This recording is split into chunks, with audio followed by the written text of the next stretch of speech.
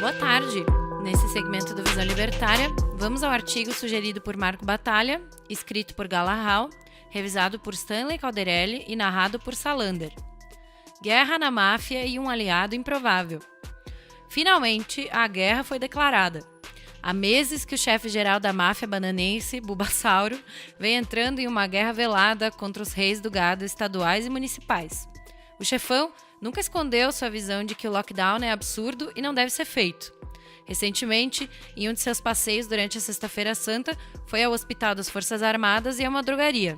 E ao ser indagado sobre estar desrespeitando as recomendações sanitárias, respondeu: "Ninguém vai tolher o meu direito de ir e vir." O Biruliro já mantém um relacionamento bastante complicado com diversos canais da mídia. Essa inimizade tem se espalhado pelo próprio governo. Após uma série de atritos com o ministro da Saúde, aconteceu um episódio cômico. O presidente e o ministro passaram a discordar veementemente em relação à estratégia a ser adotada para combater o coronavírus. Seu Jair, surpreendentemente, apoiou uma visão individualista, defendendo que cabe a cada pessoa se proteger do vírus. As pessoas têm que parar de ficar esperando que o governo faça tudo por elas, disse ele. O ministro Marreta, por outro lado, reforçou várias vezes que pretende manter a quarentena e chegou a falar abertamente que estava negociando com grupos de tráfico de drogas que controlam populações nas favelas para que eles aguardassem esse período. O ministro deixou claro que as quarentenas deviam continuar e que não apoia manifestações contrárias, pois não é hora de carreatas, disse ele. Os atritos foram prejudicando o relacionamento até que o Bonoro declarou à imprensa que usaria a caneta dele contra ministros que falam demais e viram estrelas do governo. Como consequência, a mídia enlouqueceu diante da asserção pouco velada do presidente e por horas e horas, plantões especiais foram veiculados com notícias exclusivamente sobre a inimizade dos dois. Isso foi potencializado pelas constantes tentativas da mídia de fazer com que pareça que estamos em um apocalipse nuclear, sendo uma empreitada que mantém até hoje, mesmo diante de números muito inferiores se comparados às expectativas numéricas projetadas pela Associação da Besteira Institucionalizada Nacional, ABIN. A ABIN divulgou que haveria 5.571 mortos no dia 6 de abril, enquanto que a contagem atual chegou a 486 mortos. Ainda assim, a mídia quer inspirar que a sociedade, como conhecemos, está dando seus últimos respiros. Todo esse desespero em relação ao novo vírus e a fama que o ministro Marreta ganhou fizeram com que milhões de bananenses enlouquecessem de temor quando o Bolsonaro anunciou que poderia mandá-lo embora.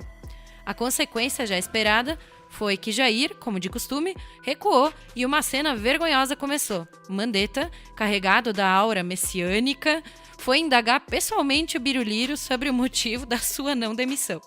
Supostamente, o ministro teria dito ao presidente que ele cobrava confiança e que confiança é uma via de mão dupla, e que achou absurdo ter sido excluído da reunião do presidente com médicos no Palácio do Planalto para tratar da hidroxicloroquina, medicamento que está no centro dos debates sobre ser um possível bom tratamento. Após a passagem ridícula, uma conversa divulgada pela CNN Brasil deixou clara as posições de Onyx Lorenzoni, que declarou: "Uma coisa como o discurso da quarentena permite tudo. Se eu tivesse na cadeira, o que aconteceu na reunião eu não teria segurado, teria cortado a cabeça dele." A questão é que Mandetta não é economista, e sim médico. Aprendeu sempre que vidas são importantes e que economia é algo secundário. Mas essa dissociação estúpida é ostensivamente reproduzida pela mídia. Bulbasauro, contra todas as expectativas, entendeu o problema de que a economia pode quebrar. Mas vai quebrar mesmo? Há pessoas nas redes sociais fazendo piadas dessas previsões. Porque os economistas austríacos dizendo que a economia vai quebrar e eu aqui comendo meu sanduíche. Vamos entender então, de maneira empírica, o quão ruim realmente está a situação e como ela pode piorar. Segundo o Serviço Brasileiro de Apoio a Micro e Pequenas Empresas, como o Sebrae, mais de 600 mil empresas fecharam as portas e mais de 9 milhões de funcionários já foram demitidos pelos efeitos do lockdown. Apenas esse número já aponta para um crescimento de mais de 4% de desemprego. Lembrando que no momento estamos falando apenas de pequenas e microempresas, mas na verdade é maior. Cerca de 30% desses empreendedores foram obrigados a recorrer a empréstimos para não quebrar nesse tempo. Desses, cerca de 1/3 ainda aguarda respostas das instituições financeiras e uns 60% já tiveram seus pedidos de empréstimo negados. A expectativa inicial, que tende a aumentar, é que 55% dos empresários no futuro terão que recorrer a mais empréstimos para se manterem funcionando. Esse cenário catastrófico ainda não é nada. A situação estava sendo consideravelmente mitigada pelas MP 927 e 936 do Bulbasauro, que tinham na extensão dos corpos diversas medidas que limitavam o impacto econômico do lockdown. O mais importante nelas era a possibilidade de acordo bilateral entre empregador e empregado, para que houvesse adiantamento de férias, redução de salários, adiantamento de feriados, suspensão de contratos de trabalho, substituição por teletrabalho, entre outras. A medida foi basicamente destruída pela decisão liminar do Tripanossoma Federal, Ricardo Lewandowski, que proibiu que qualquer contrato individual seja feito sem antes receber o aval dos sindicatos. Os sindicatos chegaram a pedir 4%, ou R$ 25 por funcionário. Esse aumento dos gastos empurrou ainda mais ao precipício milhares de empresas, e não se sabe ainda o quão terríveis serão os impactos dessa decisão. A decisão está em trâmite para ser aprovada pelo plenário do Olimpo Jus Positivista Bananense e diversos empresários ainda estão segurando as pontas, pois esperam que a decisão seja revogada. Mas, conhecendo o poder político que os sindicatos têm, não é muito fácil de esperar isso. A situação de confronto entre o capo de Banânia e os integrantes do governo ficou ainda pior quando uma bomba atômica foi detonada. No ano passado, tramitou uma proposta chamada de Plano Mansueto. Tem um vídeo sobre isso aqui no canal. A proposta inicial era de ajudar os estados a sair da situação falimentar em que se encontraram. Mas o plano foi completamente reescrito e agora estados podem deixar de pagar dívidas passadas que foram geradas por outros reis do gado. Governos estaduais receberão uma compensação por uma reforma do ICMS que aconteceu há anos atrás. Além dessa compensação, vão receber pela reclamação do tempo em que não tiveram e, como se isso não bastasse, os estados poderão incorrer em dívidas infinitas pelo tempo da crise. Enfim, governadores e deputados criaram um projeto que não só lhes salva das situações falimentares em que se encontravam, como ainda torna todos eles infinitamente ricos. Esse último ataque motivou Bonoro a responder à altura.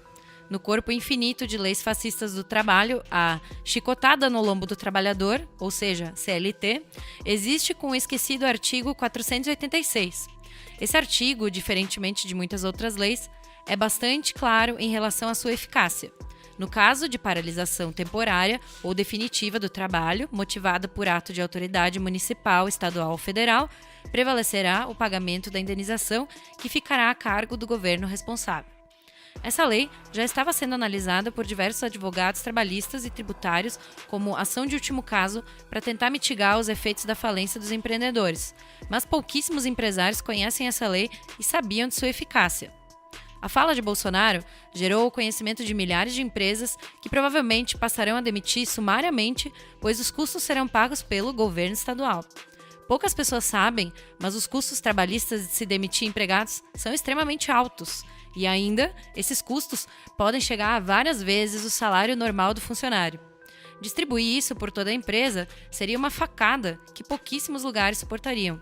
E talvez essa retaliação do Bulbasauro marque uma série de demissões nunca antes vista no país. Nos encontramos exatamente no meio dessa guerra, em que de um lado está um presidente coletivista, que defende liberdade, e do outro um corpo estatal cada vez mais ávido por dinheiro. Mas não é como se não tivéssemos poder. É sempre impensável que fôssemos escolher o lado do Jair Messias. Ridículo, não? Surpreendentemente, ele pode nos salvar.